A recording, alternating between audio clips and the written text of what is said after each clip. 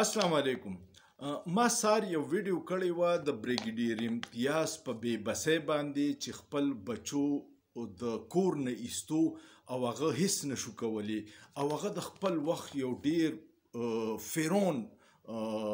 افسرو نو ما چې نن درته اوس د هغه پوره تفصیل ووایم چې بریګیډیر امتیاز کله افسرو نو د هغه څه کارنامې وې او هغه څنګه ژوند تېره کړی. بریګیډیر امتیاز چې و دا په فوج کې په انجینیرینګ کور کې و او د هغې نه بیا راغلی و انټیلیجنس ته. په 1980 کې هغه د انټرنل سیکیورټي سربراه شو او په دغه دوران هغه د نواز شریف سره دوستانه جوړه شوه او بیا په هوا باندې شو. په 1979 کې د بېنظیر حکومت و هغې اولنې د ضیاءالحق خلاف چې راله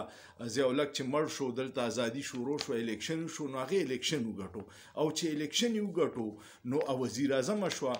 او د هغې خلاف بریګیډیر امتیاز یو سازش کو چې هغه سازش لا هغه اپریشن له نوم ورکړو میډ نایټ جیکال او داغه مقصد دا چې د بېنظیر خلاف عدم اعتماد راولو او وزیر اعظم نواز شریف کو دا ختم کو. په دغه اپریشن کې داغه سره میجر عامر مو کم چې په هغه ورځو کې د آی اس آی د اسلام آباد سیکټر انچارج د دې او بیا دا چلو کو چې بریګیډیر امتیاز د پیپلز پارټي د پینډه ام ان ایز او خلک ماتول شروع کړو هغوی سره میټینګز او هغوی ته افرونه او ډیل افر کو. د دې نه د آی بی ډي جی او مسعود خان هغه چې خبر شو نو هغه فوري د دې ریکارډینګ ویډیو او آډیو ریکارډینګ یو کو د پیپلز پارټي کم کسانو ته چې دوی افر کو بریګیډیر امتیاز او میجر عامر هغه ثبوتونه راوړو او بېنظیر ته ورکړه. وزیر اعظم و هغې په هغې ورځو کې د آرمي چیف و جنرال اسلم بیگ هغې راوغوښتو او دغه چې و د آی اس آی چیف و شمس الرحمن کلو د جنرال کلو په نوم سره مشهور میجر جنرال د آی اس آی چیف و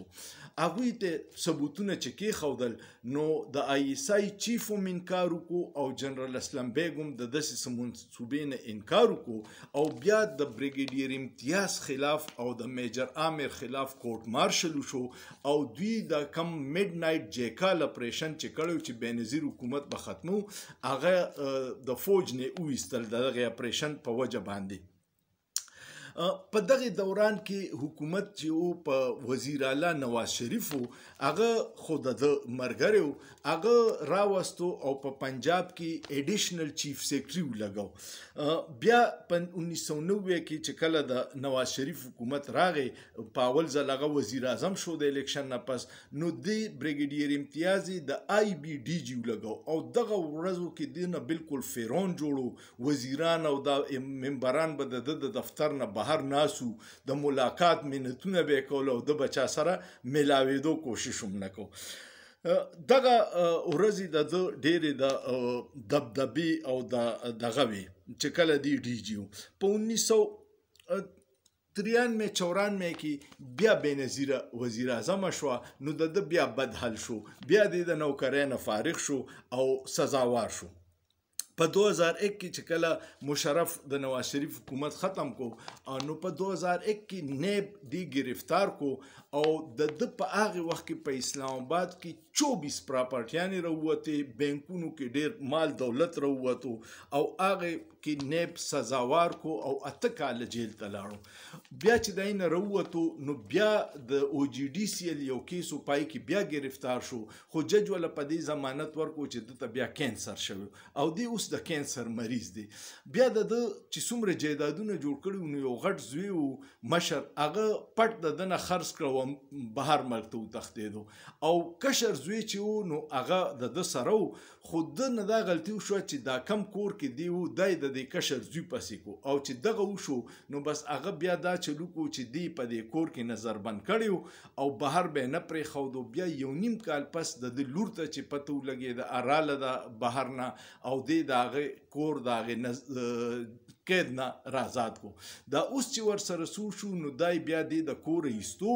او د هغه زوی د عدالت نه آرډر راوړی چې دا کور اوس زما دی او زه دی په دې کې نه پرېږدم نو دی ایستو. نو دی په دې دومره ښه پوسټونو پاتې شوی د بچو دپاره یې ډېر لوی کرپشن کړی